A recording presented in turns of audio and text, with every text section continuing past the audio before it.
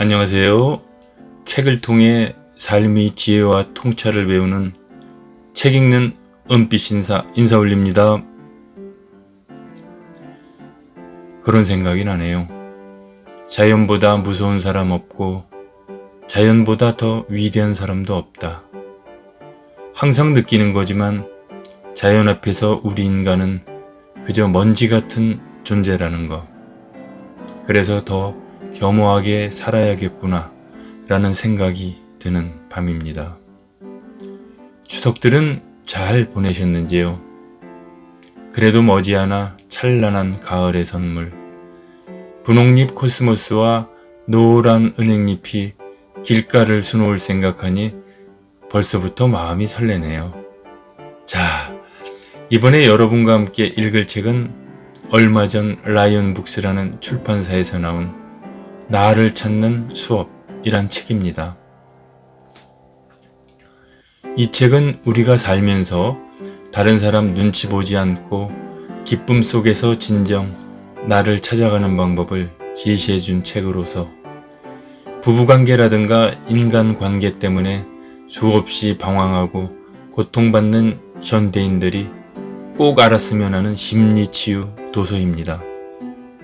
이 책은 전직 아나운서이자 작가인 장덕분이란 사람이 썼는데 이 작가의 심리 관련 수양 시리즈는 중국 대륙에서 1200만 부나 팔릴 정도로 대히트했던 책 중에 하나라고 합니다. 자, 그럼 이 책의 주인공은 무슨 사연이 있었을까요? 그리고 어떻게 기쁨과 평화를 찾고 부부관계 및 인간관계를 치유하고 편안한 삶을 살아갈 수 있었을까요? 저랑 같이 읽어보실까요? 결혼한 지 어느덧 10년이 훨씬 훌쩍 지났다.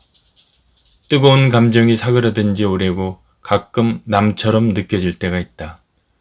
부부는 서로 닮아가며 정이 쌓인다는데 두 사람은 날이 갈수록 몸도 마음도 멀어졌다. 처음엔 한 사람이 말하면 다른 사람이 대답했다. 그러다 각자 자기 말만 했고 나중엔 로링 혼자 떠들고 즈밍은 아무 말도 하지 않았다. 결국 로링도 입을 닫았다. 로링은 생각이나 감정이 상당히 부정적이고 극단적인 편이다. 그래서 즈밍이 일상적인 이야기를 할 때도 이게 잘못됐다, 저게 잘못됐다, 지적질이 끊이지 않았다. 그러면 즈밍은 정말 아무 말도 하고 싶지 않았다. 사실 이건 아무것도 아니다. 즈밍이 회사 일이 잘 되는지 묻기라도 하면 정말 골치가 아파진다. 상사고 부하 직원이고 전부 멍청이고 양심도 없어서 매일 자기만 죽어라 하고 일해야 한다는 둥, 이놈의 회사는 답이 없다는 둥, 로링의 불평불만은 도무지 끝날 줄을 몰랐다.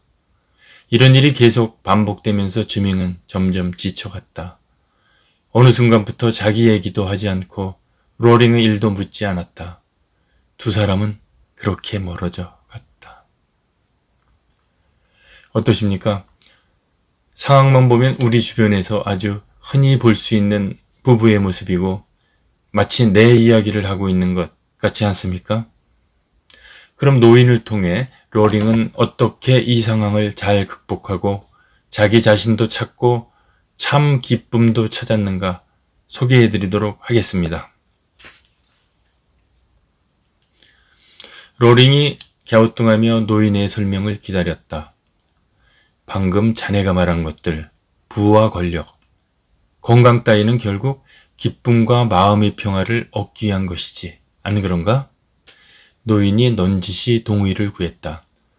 그렇게 말할 수도 있긴 한데 행복과 기쁨이 뭐가 다르죠? 로링은 이 점이 아무래도 잘 이해가 되지 않는다. 자네가 말한 행복은 외부 사물로부터 얻어지는 쾌락이야. 다시 말해 우리를 쾌락에 빠지게 할 외부 사물이 반드시 존재해야 해. 그럼 행복은 외부에서 흘러들어오는 거지. 노인이 길고 흰 수염을 자연스럽게 쓰다듬으며 잠시 말을 끊었다가 이었다. 하지만 이런 흐름이 계속되면 뭐가 문제가 생기기 마련이지. 어떤 문제냐면 외부 사물에서 비롯됐기 때문에 우리를 쾌락에 빠지게 했던 상황이나 사물이 사라지면 행복도 사라지지. 하지만 기쁨은 안에서 밖으로 발산되는 거야. 깊은 마음에서 자연스럽게 우러나오기 때문에 일단 우러나오면 외부에 어떤 변화가 생겨도 사라지질 않아. 노인의 말에 귀 기울이던 로링은 문득 자신을 돌아봤다. 지금까지 살면서 기쁨은 말할 것도 없고 쾌락도 거의 느껴보지 못했다. 방법은 많아요. 시간에 쫓기는 직장인이라면 복식 호흡이 가장 유용하죠. 강사는 바로 복식 호흡법을 가르쳐 주었다. 숨을 들이마실 때 배 불룩하게 내밀고 숨을 내밀 때 배를 쑥 들어가게 해야 한다고. 복식 호흡이 어떻게 호흡을 느리고 깊게 해주나요? 숨을 들이마실 때 배를 나오게 하면 횡격막이 아래로 내려가 여러 가지 복부내장 기관을 마사지 해주지요. 동시에 폐를 충분히 확장할 수 있는 공간이 생기기 때문에 최대한 많은 공기를 폐로 들여보낼 수 있어요. 그리고 숨을 내쉴 때 복부를 수축시키면 횡격막이 위로 올라가면서 심장을 마사지 해줘요. 동시에 폐를 강하게 압축해 나쁜 공기를 최대한 많이 빼낼 수 있어요. 생각만 해도 가슴이 뻥 뚫리는 기분이었다. 로링은 요가 수강 등록을 마치고 기분 좋게 학원을 나섰다. 로링은 또한 깨달았다. 단순히 하루하루 몸을 단련한다고 신체와 연결되는 것이 아니구나. 신체가 곧 나 자신이라고 생각한 거죠. 나의 작은 자아가 신체와 동화되었을 뿐 진정한 연결이 아니었어요. 나중에 어르신에게 신체 연결 방법과 원리를 배운 후에 즐겁게 할 수 있으면서 건강에 도움이 되는 나한테 꼭 맞는 운동법을 찾았어요. 바로 걷기랍니다. 걷기요? 너무 단순하고 쉬운 답이라 조금 놀라웠다.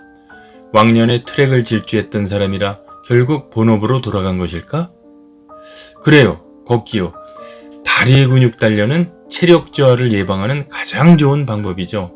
걷기는 아주 효과적이고 이상적인 운동이고요. 잘 보세요.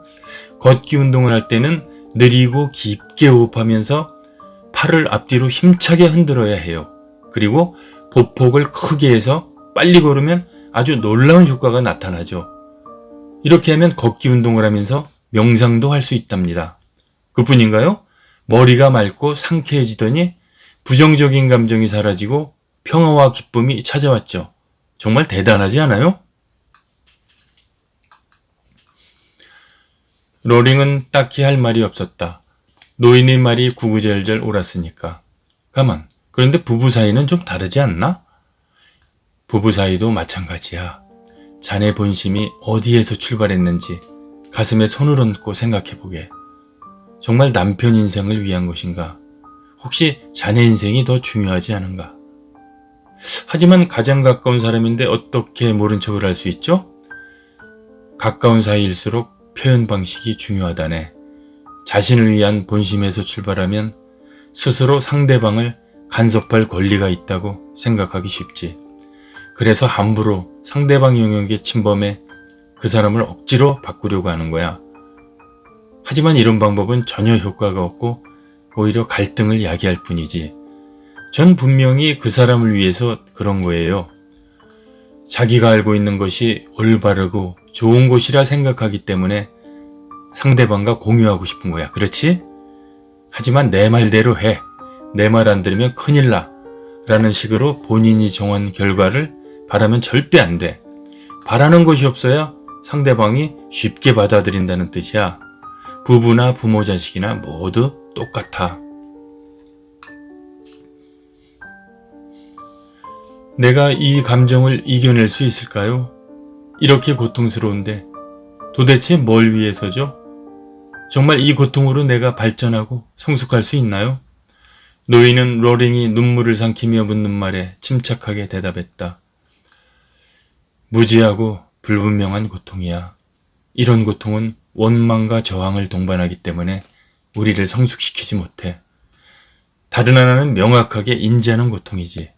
가슴이 찢어지는 슬픔. 터질 것 같은 분노가 끌어오른다면 회피하거나 원망하지 말고 온전히 느끼게. 비난하거나 거부하지 말고 오직 사랑과 포용으로 받아들여야 오랜 세월 억누르고 숨겨온 에너지를 분출할 수 있어. 이 고통은 잘못된 삶의 방식을 벗어나 성숙하는 계기가 된다네. 로링은 눈물이 앞을 가려 노인이 흐릿하게 보였다. 깊은 절망이 수렁에서 지푸드락이라도 잡는 심정으로 겨우 입을 뗐다. 그럼 전 어떻게 해야 해요? 한창 분노를 쏟아내던 중 갑자기 엄마 아빠가 눈앞에 어른거렸다. 이때 노인이 한 번 더 로링을 일깨웠다. 절대 비난하거나 거부하지 말고 온전히 받아들이게. 그 에너지를 밖으로 분출시켜야 하니 절대 감정을 억누르지 말게. 이 순간 로링은 자신이 부모를 얼마나 미워하고 원망하는지 알았다. 당신들이 날 버렸어.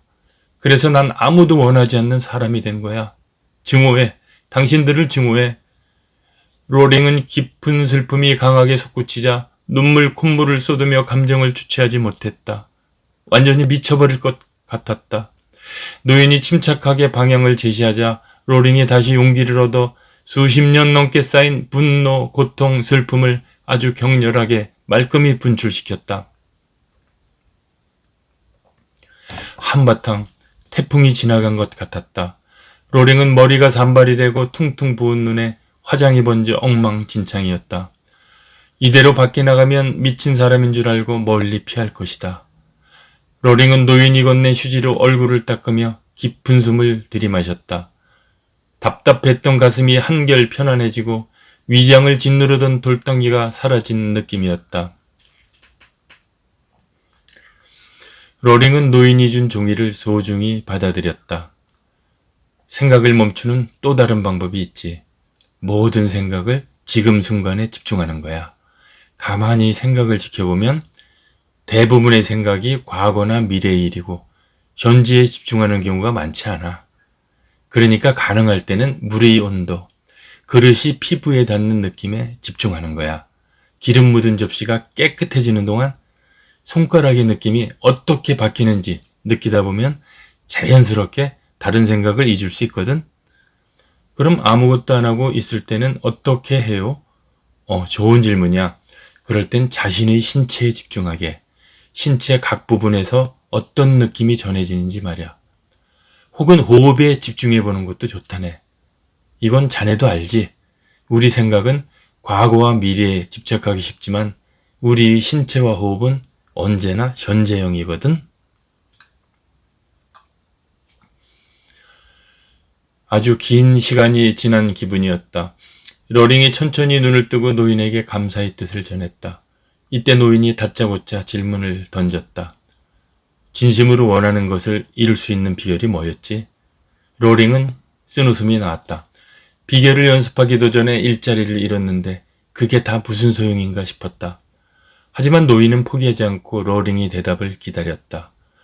네, 먼저 과거 삶의 방식에서 벗어나 자신에게 주어진 과제를 완수해야 해요. 그리고 온 정신을 집중해서 자기가 원하는 것을 이루지 못했어도 먼저 뻔뻔하게 감사해야 하죠.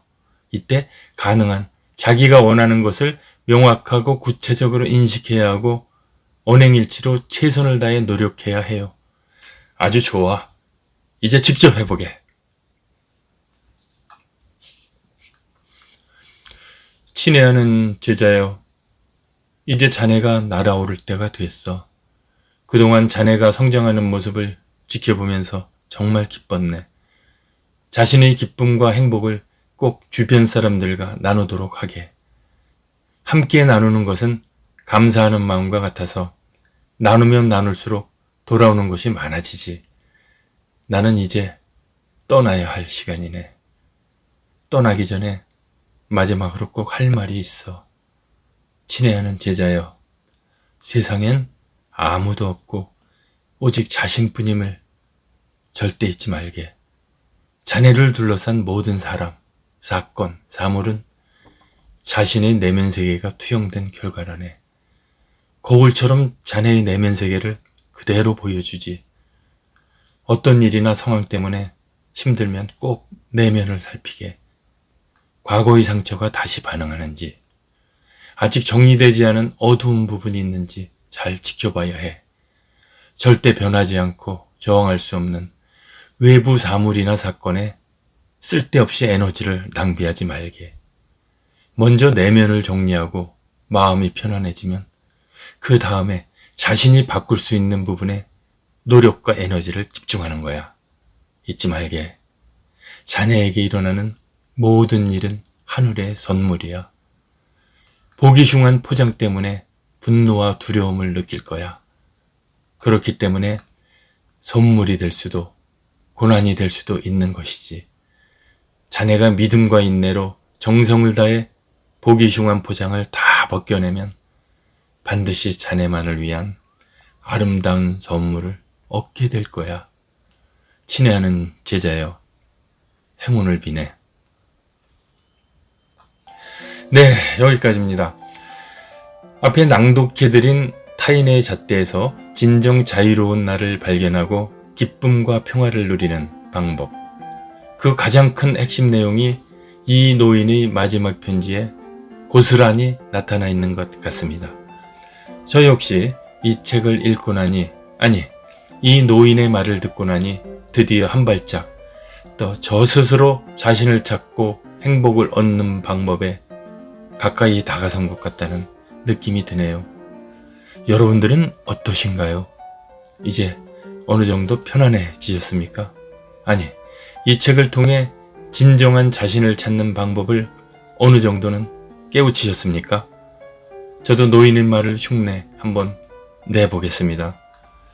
이제 여러분들도 진정한 자신을 찾고 날아오를 때가 되었습니다. 그리하여 반드시 여러분들만을 위한 아름다운 선물을 얻게 될 것입니다. 행운을 빕니다. 이상 은빛 신사였습니다. 안녕히 계십시오. 사랑합니다.